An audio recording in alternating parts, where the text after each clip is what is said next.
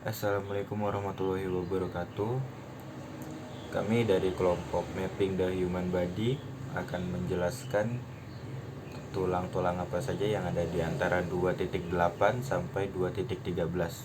Sebelumnya saya akan memperkenalkan kelompok kami dulu, yaitu ada saya sendiri Bian Bagas Bramudia dan teman saya Firdaus Nur Iman. Yang pertama ada plane.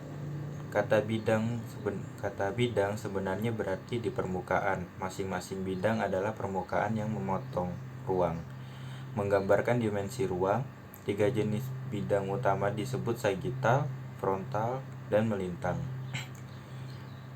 Bidang sagittal membagi tubuh menjadi bagian kiri dan kanan yang terletak di tengah tubuh dan membagi dinding tubuh menjadi bagian kiri dan kanan yang sama sesuai dengan bidang mid sagittal.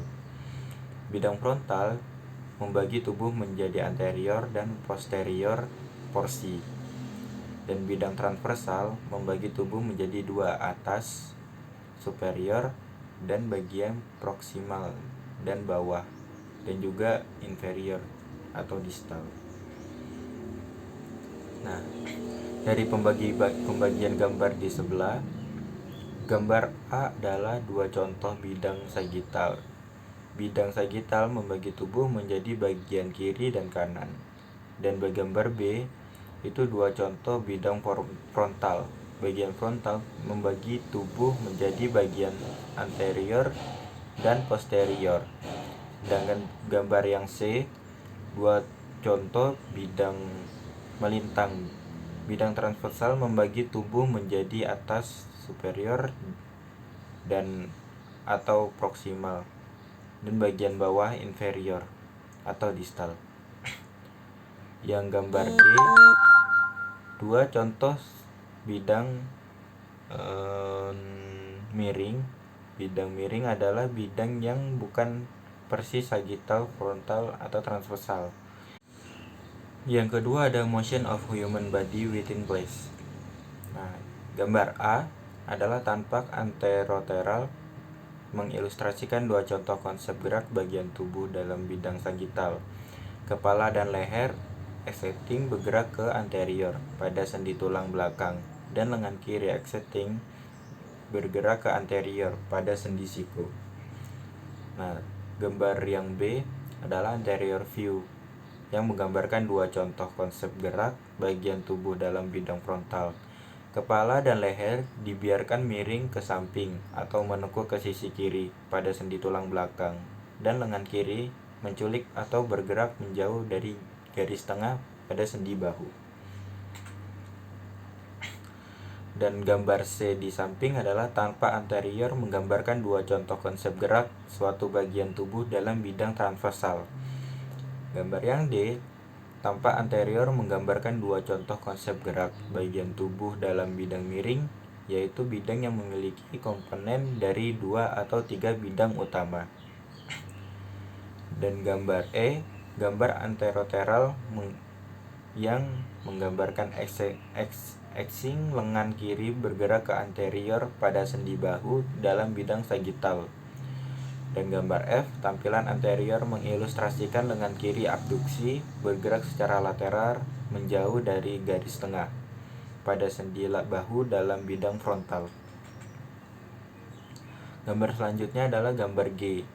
Tampak anterior menggambarkan lengan kiri berputar menyamping atau berputar menjauhi garis tengah pada sendi bahu di dalamnya bidang melintang.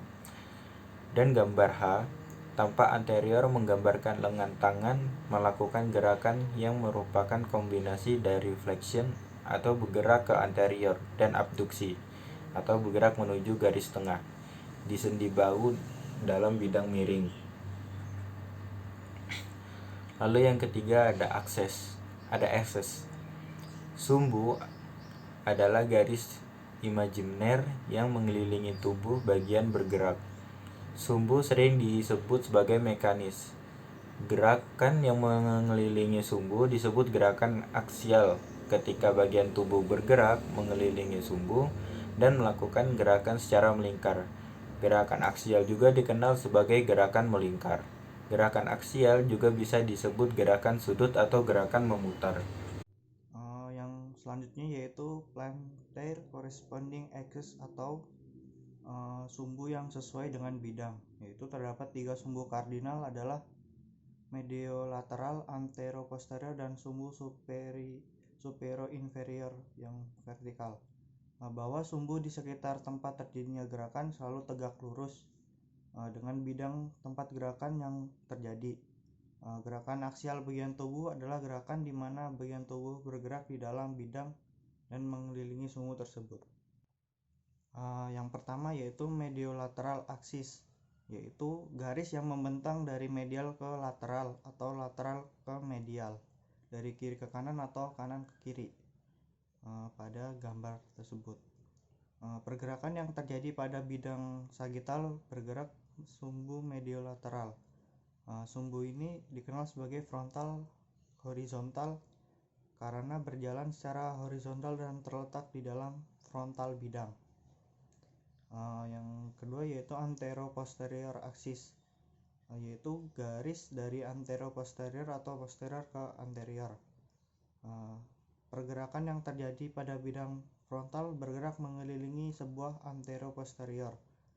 Sumbu antero-posterior juga dikenal sebagai sagittal horizontal sumbu karena berjalan secara horizontal dan terletak di dalam sagittal bidang. Yang ketiga yaitu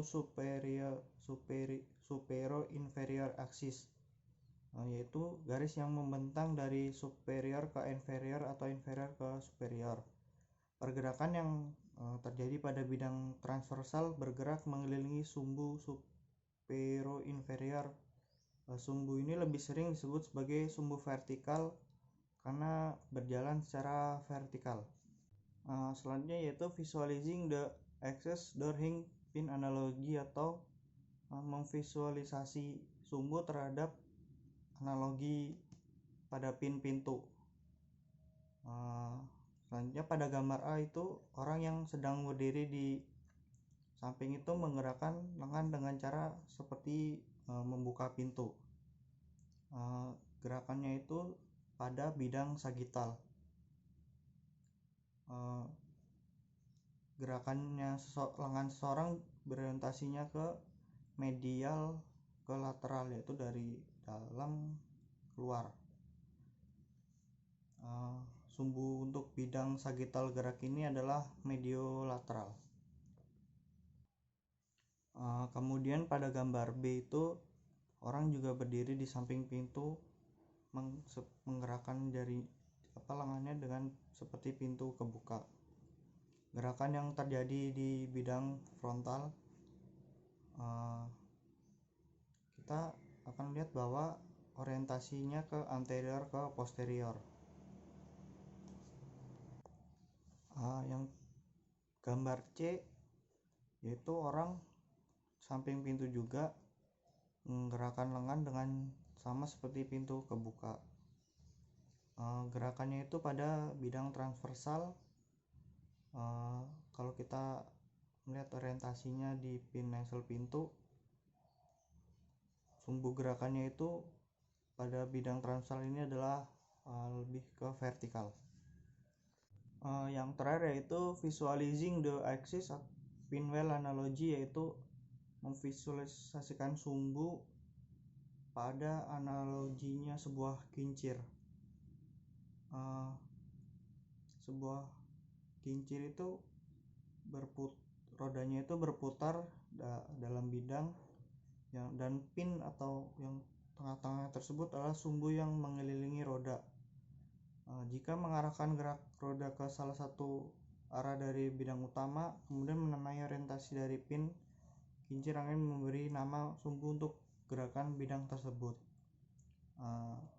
Pada gambar A, gerakan kepala dan leher orang tersebut dan gerakan roda kincir berada di bidang sagital. Sumbu untuk gerakan bidang sagital itu adalah mediolateral. Kemudian gambar B, gerakan orang tersebut, kepala dan leher dan gerakan roda kincir masuk dalam bidang frontal. Sumbu gerakan bidang frontal itu antero-posterior yang berada pada titik merah. Pada gambar C, Gerakan kepala dan leher orang tersebut dan gerakan roda kincir berada pada bidang melintang.